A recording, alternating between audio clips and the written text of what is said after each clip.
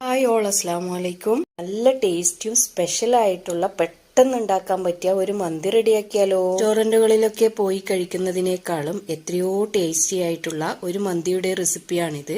എല്ലാവരും തന്നെ ഇത് ഉണ്ടാക്കി നോക്കണം. ഒട്ടും ഫ്ലോപ്പ് ആവില്ല, അത്രക്ക് നല്ല രുചിയാണിതിന്.